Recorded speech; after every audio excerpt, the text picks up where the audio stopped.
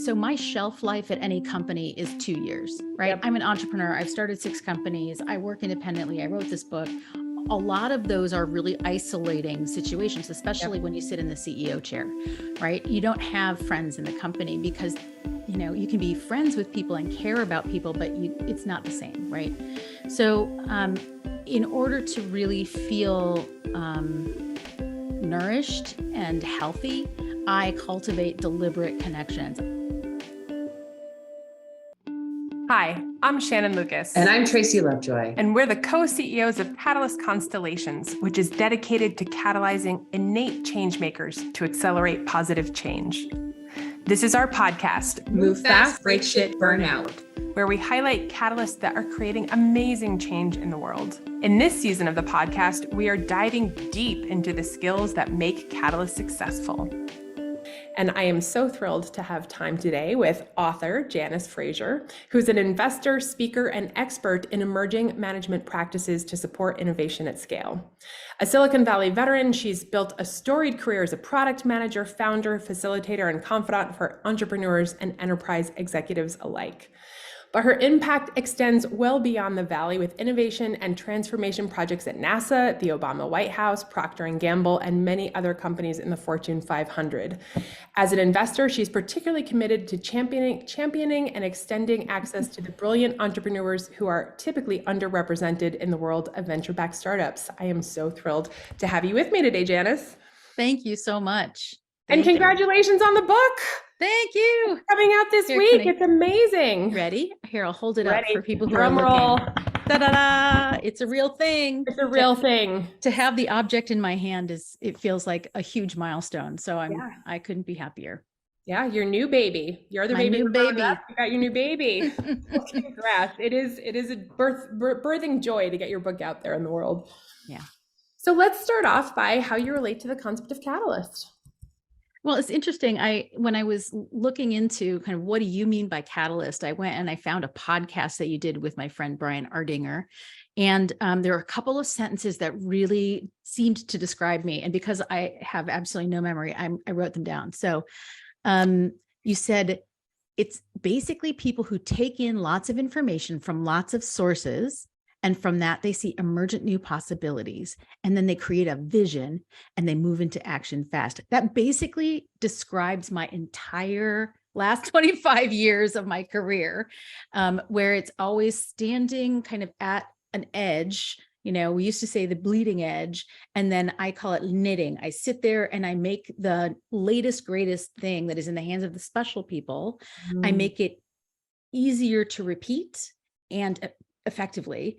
And so if I had to, once I had a few years ago, I had to make a 6-word bio, and it was knitting at the edge of newness, which has no poetry in it. But it's like, if you're at the bleeding edge, how do you just sit there and make it boring so that you can move on to the next new thing? So that's kind of been my special place throughout my career. And while I'm not the one who's inventing the new idea, I'm the one who's saying wow, that's the new thing that is going to change everything. We need to get it in the hands of as many people as we can. How can we do that with some reliable amount of success? So that's kind of I would say that's my positioning in this whole innovation world space. First of all, I think that knitting at the edge of newness is incredibly poetic, and I'm going to steal, copy, borrow that. I think it's amazing. Please do. And second, it's such an interesting thing because it's people, when you're an activator, sometimes people don't necessarily sense the action behind that. But those other people that you are borrowing or connecting the ideas, knitting the ideas from are the visionaries, but they're not necessarily the ones that are tying together, pulling the threads to actually make it something that can be realized and executed out in the world. So that is a superpower. So when Lean Startup first came out, right? So Lean Startup came out in 2008 as a concept, and it got lots and lots of traction right away. And then the book came out in about 2011, and somewhere in the 2009-10 era, I was introduced to it. And what I saw in it was tons of connection to good consultative selling, tons of connection to user experience design, which was, a core practice of my, previous career, right? And so it was connected to all of these different pieces. And so I was able to knit all of those together so that all different sorts of people could identify themselves in that thing and could take and could move from their place of current expertise and just augment that a little bit instead of having to like, oh, this is whole new, I have to reframe everything. You're like, no. Just like take what you're doing and rotate it 25%, and you're going to see the world in a whole new way. And, so it's like that kind of moment is where I feel like I have made my biggest contributions to the world, to the industry, to what have you. I think it's such a good pivot to, we got to talk a little bit about what your sort of most impactful skills are, the skills that have made you impactful as a catalyst. So can you share those with us, and maybe a couple of stories about how they've helped you, or maybe a couple of times when you didn't have them and you wished you had them? Yes, for sure. So it's interesting. Our greatest strength, our greatest weakness. I am all processor, no storage. Right. So I can take in that information and I can thread it together with a bunch of other pieces, and I can, synthesize it almost immediately. My husband finds it uncanny. Like, he and I have worked together on and off for well over a decade. And, so he's been my biggest partner. He's my co-author on the book, right? He's my co-creator of some of these methodologies. And he's like, I don't know how you do it. We'll walk into a room where we have to do a strategic consulting with somebody, and I'll be able to just like ask 6 or 8 questions, synthesize a vision, repeat it back, and help that person understand themselves in a way that they could not previously see themselves before. And, and that kind of creating a mental model for people, I think is probably my greatest gift. And there have been times when it really didn't serve me very well. And, here I'll actually tell a personal story, because I think it really sort of, she was able to say something to me that I hadn't heard articulated this way before. So I have a relative, let's say it's a niece, who came to stay with us for a while. I'm not going to reveal anything, but she would come and she was an intern for me, and we would talk, right? We would have these periodic conversations. And, I'm a tough love kind of person. And at one point we were sitting at a coffee shop, and she just like put down her pen, and she looked straight at me and she said, "Aunt Janice, talking to you is sometimes not very fun." And I was like, I've gotten that sense, but no one's ever actually said it that way. And it turned out that my ability to kind of read a truth and say it out loud can be really painful for people to receive. And when you put that skill and that shortcoming into a work context, let's say a transformation context, where you need a bunch of, senior vice presidents or business unit presidents or, divisional CEOs to hear you, being that sort of a threat is just not, it's counterproductive. Totally. Then they never want to talk to you. That's right. Right. So I've had to learn how to modulate that and really accept that just because I see this as a truth doesn't make it the truth, right? It's one piece of truth, and it doesn't make it the most productive use of our relationship at that moment.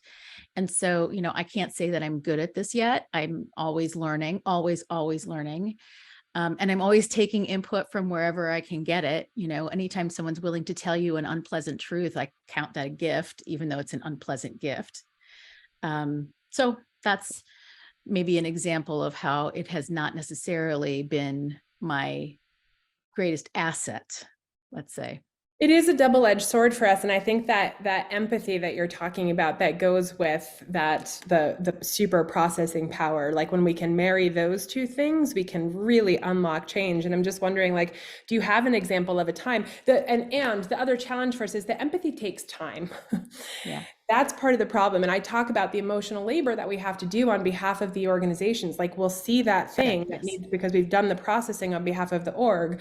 And so I'm just wondering, like, maybe there's a time when you've done that, but also sort of addressing the like frustration of, oh, I have to self-manage again. I have to do the empathy again. I have to repeat myself 5 times because they didn't hear the first soft way that I shared it with them.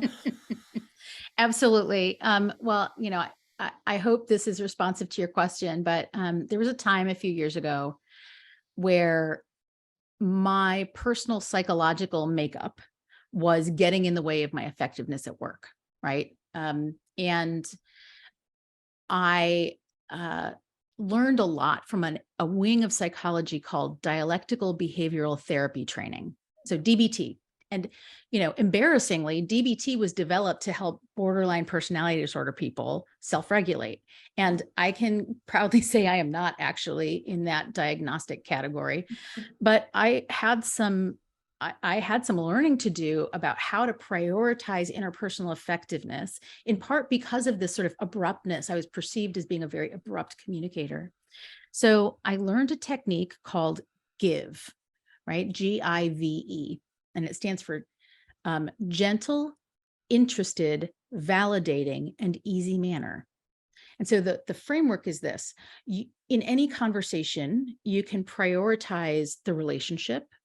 You can prioritize getting your own goals accomplished, or you can prioritize protecting your kind of moral stance, your ethical situation. The ethical situation tends not to show up in most people's daily lives. I'm not challenged in my values very often. And I seem to be pretty good at getting my needs met. What I needed to do was really focus on that first piece, on prioritizing the relationship over these other two things. So GIVE is the acronym for what you do. And in that moment, what GIVE says is you are gentle with the other person. You express interest. You validate that their point of view is valid, because you know what? It's their point of view. That inherently makes it valid, even if it's not justified by facts, right? And easy manner means if you're getting excited, your shoulders are going up, you're getting excited, you're speaking in a higher rapid clip, you can just like breath out and be more mindful of the affect that you share, of the easy manner. Like if you remember to talk to people like they're your friend, they're more likely to perceive you as their friend. And so I, for probably a year, kept a Post-it note. We were all working remotely at this time. I kept a Post-it note on the side of my computer so that when I was on Zoom calls with them, it said in big letters, GIVE, just remember to give, because it kind of doesn't matter whether your fast processor is like, that doesn't matter if the person cannot receive what you're saying. So It's amazing. how's that? Yeah. It's amazing. I've never heard the GIVE, and I love it because we, as Catalyst, as a community, and there's a lot of people who are showing up with neurological diversity in Yes. this community, which also I think compounds like our strong desire to move fast and get shit done and all of that with the other challenges that we might bring. But if we lose people on the way, it just doesn't matter, right? And so I love that there's something that's so simple I'm not saying easy, but simple. It is. And because it's not easy, it has to be simple. Right. And this is one of the things that I think when we're talking about change management, we have to make the right thing to do the easier thing to do. Right. But often when we're talking about change, they are the hardest things to do. So mnemonics like that have really become important tools for me. Yeah. So I can imagine a listener saying, yeah, that sounds easy and simple, potentially in theory. That self-awareness and mindfulness piece that you talked about really underpins, I think, our ability, even when the Post-it note is there. Yes. To pay attention to my shoulders are up, my voice is getting louder, my pulse is racing. How have you cultivated the mindfulness that really supports your ambitions to show up in that give manner? It's a very good point and completely spot on. So I have been looking at mindfulness for a long time, right? So you learn mindfulness when you are in yoga practice. You learn mindfulness when you try some of these things. Even I do weightlifting, kind of powerlifting, and there's a lot of mindfulness involved in the specific form of weightlifting. So I think a lot of mindfulness is helped by physical practices. And all of our emotions, I didn't know this until I took this dialectical behavioral therapy training, yada, yada thing. But the first unit of DBT is a mindfulness unit, and you repeat those lessons over and over. And so I started to practice it more intentionally.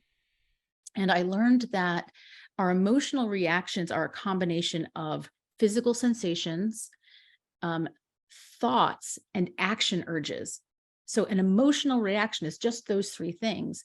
And you can be very mindful about each one of those three things. And so paying attention to my heart rate, paying attention to my rate of breathing, all of those things were things that very deliberately I practiced for about 1.5 years as a means of becoming a better self-regulator in order to be able to lead more effectively. And now keep in mind, I was in the C-suite at this point. I was, and so this level of self-reflection, I think, comes with wanting to have a greater impact on the world around you and more effectiveness in whatever context it is that you find yourself. 100%. It's so important. And I think people often see it as fluffy, but as you just said with the DBT, it's so foundational. If I can speak to that fluffiness for just a second. Yeah, please. It sounds fluffy, but when you start to get to know, when you rise to those levels of upper echelons of VPs of, billion-dollar companies, multi-billion-dollar companies, you realize that the higher you go, the more you need to think like a performance athlete. Mm-hmm. And so things that, on the surface look fluffy, it turns out are critical if you're going to be a high performing individual, like really high peak performance. And so mindset is critical if you're a performance athlete, and no one would question what Michael Jordan does to get psyched before a game. No one, right? Totally. So why should anyone question that when you get ready to go into a critical meeting? Like when I'm in a critical meeting, the potential that I have to create change is enormous. And so I want to be at peak performance. And so I do deliberately draw lessons from peak performance achievers, right? Yeah. So that I can really make the change that I see as so critical in the world. It's so spot on. And it's like there's a bunch of tools potentially at your disposal, right? There's a bunch of skills, whatever you want to. And so if you think about like the Michael Jordans or the Bill Russells of the world, it wasn't just that they were incredible athletes, they were also incredible leaders. And they did that through a lot of these practices by getting people to get this collective shared of we're in this to win this together. And you can't do that if it's just me first, my way or the highway. Right. I love it. And, I would say, not to overly plug the book, but that's kind of the whole reason that we were interested in exploring leadership as a concept. Like this is a leadership book, regardless of where you lead. Right. And what we wanted to know was, aside from the sort of Steve Jobs hero mythology, how do we become much more mindful, exceptionally productive leaders? And what are the tools that exist that work pretty reliably to really kind of occupy that leadership space? Yeah, and the important thing for like Catalyst listening is our take on it is if you are a change agent, you are always a leader. Like you might not have the title, but if you're trying to get and orchestrate change, you have to have all of the skills that great leaders have, and probably more because you don't have the actual authority on the org chart to get it done. So absolutely. We really don't believe in that leadership is something that's done by elite people. We believe that leadership is done by all sorts of people who would consider themselves just kind of regular, but they just lead by default, right? That's they just are always doing these things that make great things happen. Okay, this is a totally selfish repivot back to I'm a great processor. I'm all process, but no storage. Because I totally relate to that concept. My family's always like, how can you not remember that? I'm like, I don't know, but I can process that information, the new information really fast. How do you, I get the all processing. I think that people will, in the Catalyst community, will totally relate to that. Do you have workarounds for the no storage place? Oh, I probably have way more than I'm aware of.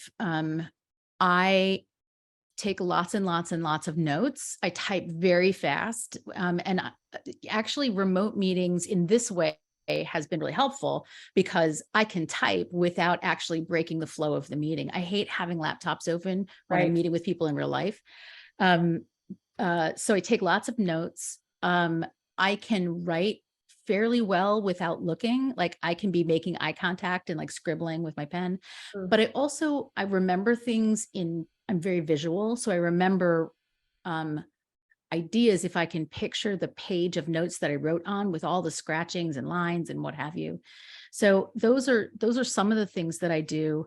I have an assistant, right? So this is one of the things that, and she's stayed with me for, is it 6 years? I don't even know. It's been like 6 years now, multiple job contexts for both of us.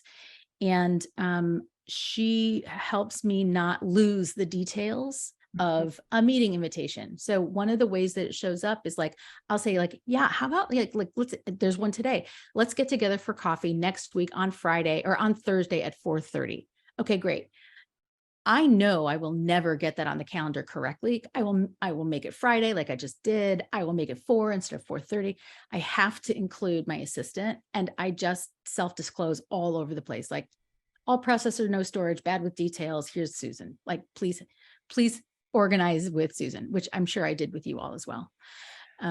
But you interface with Amy, and I don't know, maybe I'm projecting, but I saw a little bit of hesitation as you were like, and I have this amazing number 2 person in my life. And it's just like, but we talk about this for Catalyst. It's like, what are the supporters that you need? I mean, I joke, like in my last executive role, I needed a VP of ops, I needed a chief of staff, and I needed an EA to keep the wheels on the bus of a large organization. And so I think it is finding the people in your life. And I just texted Amy, we love you. This is a shout out for you.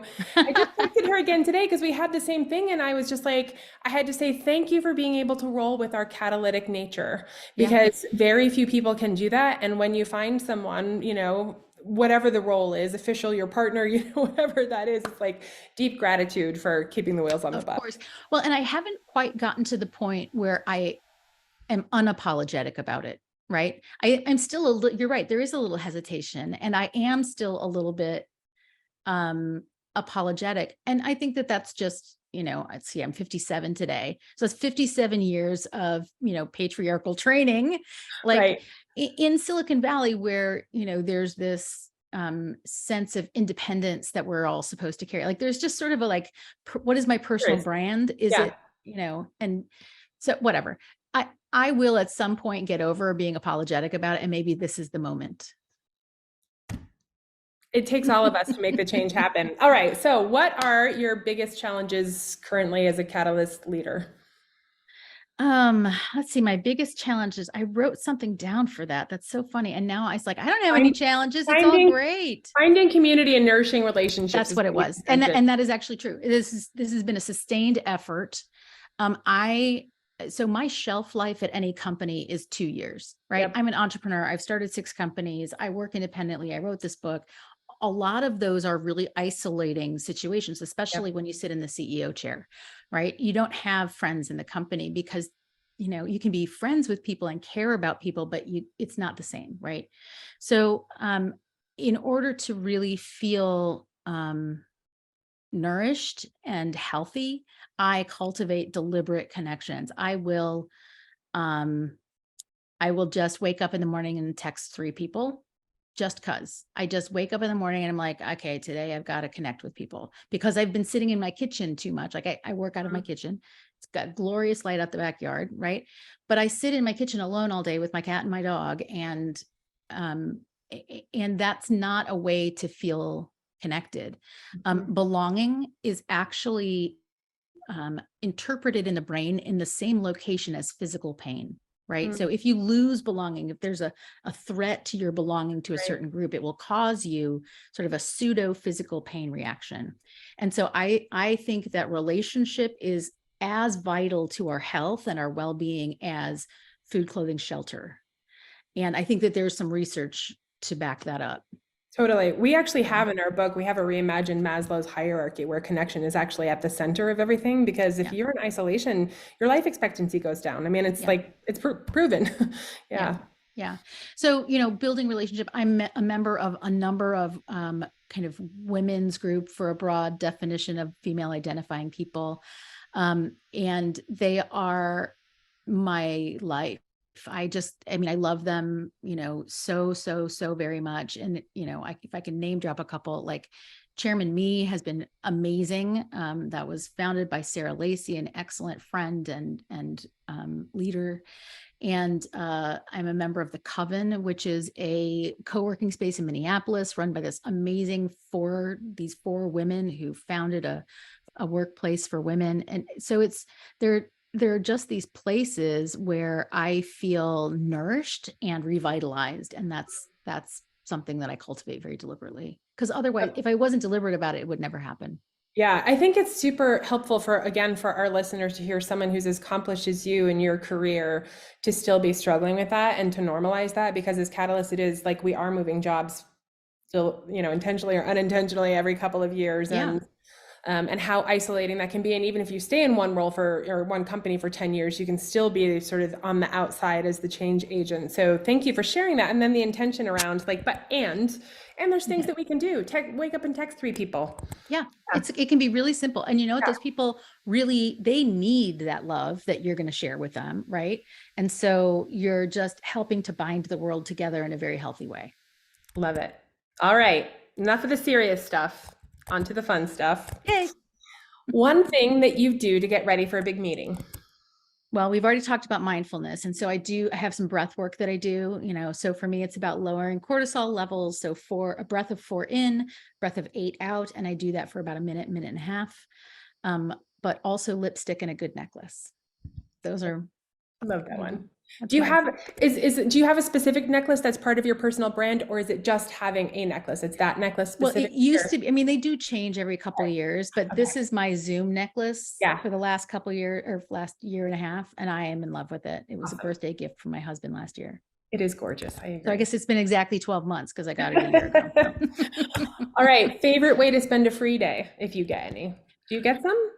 I do. I gift myself free days often. So I am either on or off, right? And when I'm off, what I like to do is indulge the senses. And, it took me a while to figure out that that's what I was doing. But like, over the holidays, my husband and I went to a perfume store nearby in the Castro, and just going with my husband on a date to smell and choose perfume was this luscious thing. Or I'll go to an art museum, or I'll take a bath with whatever, or I'll wrap myself in my favorite blanket and sit on the couch and be cozy. So there's a real sort of, maybe it's self-soothing kind of that I do. But I like to, a friend of mine says, make yourself 10% cozier. She does this at the start of her meetings. And I was like, oh yeah, 10% cozier. I think that's a good personal brand. She should own that. Yeah, it's interesting. Sorry, I'm going to share a personal dot that just connected for me with what you said is, so I'm going on a trip to Australia for 2 weeks. I'm taking the 2 weeks off partly because it's literally the other side of the world. The time zone is really challenging there. But also I've learned about myself that when I'm traveling, whether it's for work or not, it's really hard for me to track all of the meetings that are in between the things. And I fuck up. That's the only way to describe it. I fuck up so often that I'm just like, I need to take all the noise out. And so I can travel for business, but I'm there for the meeting. Yeah. And everything else has to be around it because I will lose it. So I'm just connecting that with, you're like, oh, that might be my no storage piece. Yeah. Yeah. I used to come away from trips like that. I take a lot of business travel with all these little pieces of paper. Yeah. And I always felt a lot of shame about those pieces of paper because I never followed through with them the way that I ought to. And what I've realized is that I can forgive that is not necessary for that to be the thing that I, catch myself up on. But also I can just take 10 minutes and deal with 5 of them, and that's it. And if I only get to 5 of them, that's okay. That's still productive. Yeah. So I grace and self-compassion. It's so important. Yeah. All right. Famous favorite catalyst, alive or dead, and why? This was very hard. This was a very hard question. So I actually, over the weekend, was sorting through things in my office, and I found this little, can you see what that says? Yes, I love it. I love it. Right. And I found, this is from a couple years ago. So 2 things. It says, when in doubt, lipstick. Nice. And then who would I invite to a dinner? That's amazing. So I'll read this to you. The list is Sarah Silverman, right? Funny, amazing. Hilarious. Dolly Parton, hero, badass. Feminist hero icon. Totally. Billie Jean King, who had a super interesting story. Maybe Steve Carell. I'm not sure why I put him, but there was a question mark next to it. And Alan Cummings, who is Alan Cummings is an actor. he has a very distinctive voice. I'm sure you would recognize him if you saw him, but he wrote an amazing memoir about his relationship with his abusive father and coming out as a gay man. And like, I just think that he's brave and charming and warm and funny. And so that would be my dinner party. And I think that all of those people in their own way were catalysts and disruptors and iconoclasts who embraced their agency, right? And that's the thing that really gets me, is when people are willing to live their own life with full permission to be themselves, even though it took great courage to get there. Yeah. And in doing so, helped some of us feel seen, understood, valid, Totally. and brave. So Totally. It's such a good list, and it's such a way. And I love the, like, who would you want to have to dinner list? I need to have one of those. yeah. All right. So what's your call to action for our listeners then? Well, I think my call to action today is email 3 people who you love and just tell them you love them. Because we don't do it enough. It feels a little, I don't know, frivolous or silly, but it really matters. It really matters. And we need those connections now, I think, more than ever, because the world is pretty unsettling at the moment.